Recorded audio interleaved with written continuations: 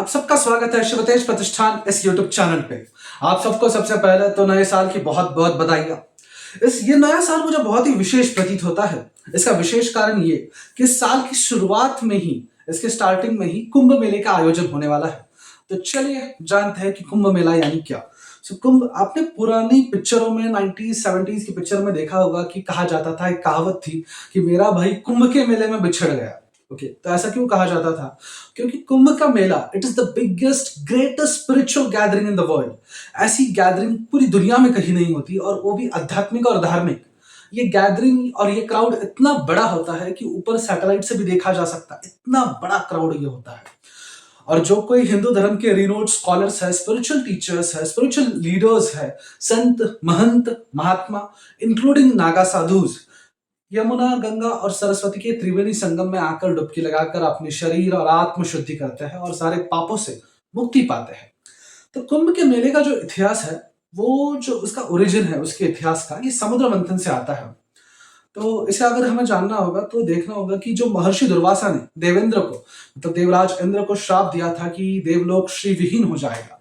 तो ये श्राप मिलते ही अमृत, माता लक्ष्मी और सारे श्री यानी माता लक्ष्मी से रिलेटेड जो कोई वस्तुएं थी, ऐश्वर्य था, सब विलुप्त हो चुका था। तो इसका जो समाधान था, इस समस्या का समाधान भगवान विष्णु ने समुद्र मंथन दिया था। तो समुद्र मंथन जब हुआ तो उसमें से बहुत सारे रत्न बाहर आए। वो ऐरावत हो या माता लक्ष्मी हो, और धन्वंतरी जो कि अमृत कलश हाथ में लेकर ऊपर आए। ओके, सो अमृत कलश जब बाहर आता है तो देवों में और असुरों में बहुत बड़ा युद्ध छिड़ जाता है कि अमृत का सेवन किसे पहले मिलेगा और किसे मिलेगा। पर अगर अमृत का सेवन दैत्य करने लगे तो दैत्य और असुर अमर हो जाएंगे, और ये बहुत ही घातक था सृष्टि के लिए। तो होता यूं है कि देवों में और दानवों में बहुत बड़ा युद्ध छिड़ चुका था। भगवान विष्णु ने अपने वाहन गरुड़ देव से कहा कि इस अमृत कलश को कहीं तो दूर लेके सेफ रख दो। तो जब गरुड़ देव अमृत कलश लेकर जा रहे होते हैं तो उस अमृत कलश में से 4 ड्रॉप्स पृथ्वी पर गिरते हैं। 4 बूंदे पृथ्वी पर गिरते हैं। और कहाँ गिरते हैं? पहली जो ड्रॉप गिरा था अमृत का, उसमें से पहला ड्रॉप प्रयागराज, दूसरा ड्रॉप हरिद्वार, तीसरा नासिक और चौथा उज्जैन। मतलब 4 ड्रॉप्स पृथ्वी पर गिरे और वहां पे ये कुंभ के मेले का आयोजन होता है। सो बेसिकली ये 4 ही जगह बहुत ही पवित्र मानी जाती है। ओके, सो उसके बाद ये जो युद्ध था देवों का और दानवों का, ये 12 दिनों तक चला था, 12 दिनों तक। और उनका एक दिन यानी मनुष्य का एक साल होता है, इसलिए 12 साल, ऐसा ऐसी मान्यता है, ऐसा कहा जाता है कि 12 दिनों तो 12 सालों बाद कुंभ के मेले का आयोजन होता है। तो अब हम देखेंगे कि इस साल का कुंभ का मेला इतना महत्वपूर्ण और विशेष क्यों माना जा रहा है। क्योंकि इस साल का जो कुंभ का मेला है, इसे महाकुंभ कहा जा रहा है। महाकुंभ कहने का जो रीजन है, जो सिग्निफिकेंस है उसके पीछे का सिग्निफिकेंस है कि ये जो महाकुंभ है, ये 144 ईयर्स बाद आ रहा है। मतलब 12 कुंभ मेले 12 बार होने के बाद एक महाकुंभ होता है, जो 144 अर्थात 144 ईयर्स बाद आता है। ओके, इसलिए ये बहुत विशेष माना जा रहा है। एक महाकुंभ 144 ईयर्स बाद आता है, और एक अर्धकुंभ 6 सालों में, मतलब 2019 में एक अर्धकुंभ हुआ था। ओके, सो इस साल का जो महाकुंभ है, ये प्रयागराज में होने वाला है, उत्तर प्रदेश। तो आप सब कहेंगे प्रयागराज में ही क्यों, हरिद्वार, नासिक या उज्जैन में क्यों नहीं? तो ये प्रयागराज में होने का रीजन बहुत सरल है।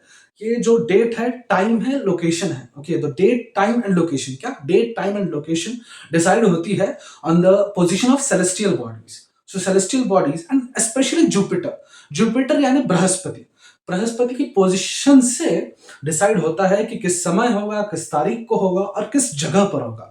ओके, सो बृहस्पति को, और ऐसा भी एक मान्यता है कि बृहस्पति जो है, Jupiter takes 12 years to complete one orbit of sun. Okay, बृहस्पति को सूर्य देव का एक चक्कर लगाने में 12 साल लगते हैं, इसलिए 12 सालों में भी कुंभ के मेले का आयोजन होता है।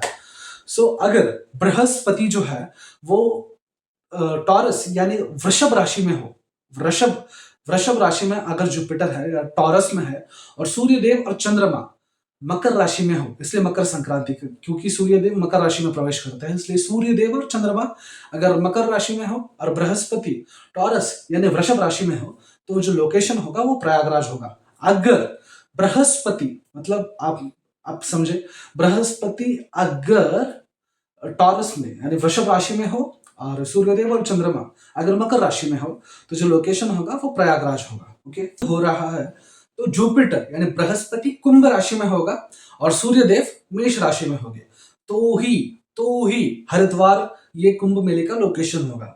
और अगर जुपिटर लियो यानी सिंह राशि में होगा तो उज्जैन और नासिक में कुंभ के मेले का आयोजन होगा।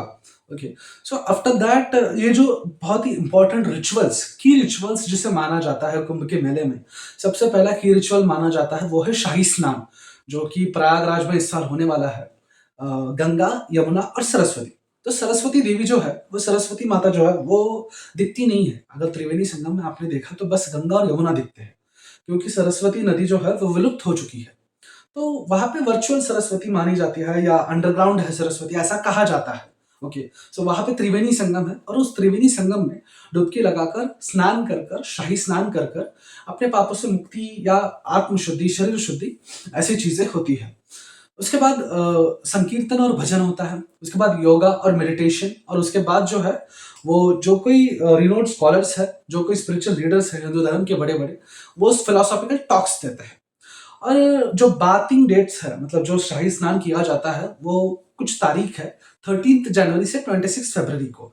26 फरवरी को आखिरी शाही स्नान होगा, वो होगा महाशिवरात्रि स्नान, क्योंकि उस दिन महाशिवरात्रि है और it will be the concluding day of Mahakumbh. Okay, so उसके बाद इस महाकुंभ को देखने के कई पर्सपेक्टिव्स माने जाते हैं।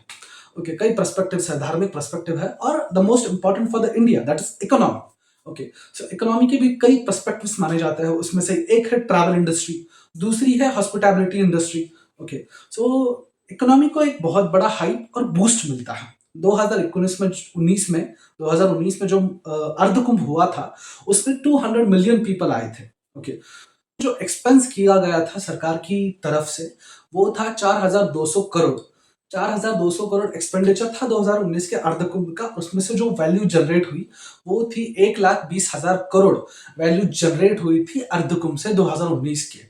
ओके, सो इस साल का जो महाकुंभ है, इस महाकुंभ में 40,000 करोड़ का क्राउड एक्सपेक्टेड है। 40,000 करोड़ के लोग, 40,000 करोड़ पिलग्रिम्स या 40,000 करोड़ क्राउड इस साल महाकुंभ में आएगा, ऐसा एक्सपेक्टेशन मानकर या ऐसे ध्यान में रखकर तैयारी की गई है। और इस साल का जो महाकुंभ है उसके लिए 4,000 हेक्टेयर का एरिया दिया गया है। 4,000 हेक्टेयर के एरिया में, 4,000 हेक्टेयर के एरिया में महाकुंभ का आयोजन होगा। और इस साल के महाकुंभ के जो एक्सपेंडिचर है वो है, एक्सपेंस जो सरकार की तरफ से हुआ है वो है 6,380 करोड़ रुपए। इतना एक्सपेंस इस साल के महाकुंभ का है। इसके साथ साथ जो 4,000 हेक्टेयर का एरिया जहां पे महाकुंभ का आयोजन होगा उस पर उसको या उस एरिया को यूपी गवर्नमेंट ने एक टेम्पररी बेसिस पर डिस्ट्रिक्ट जाहिर किया है। मतलब जो 4,000 हेक्टेयर का एरिया है उसे टेम्पररी बेसिस पर एक टेम्पररी जिला या टेम्पररी जिला घोषित कर दिया गया है, वो है यूपी गवर्नमेंट से।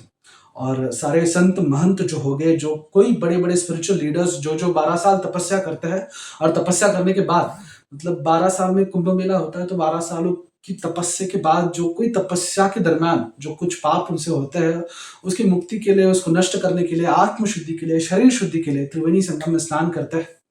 और अगर आप सबको ये इन्फॉर्मेशन अच्छी लगी तो वीडियो को लाइक कीजिए, शेयर कीजिए, सब्सक्राइब कीजिए। धन्यवाद।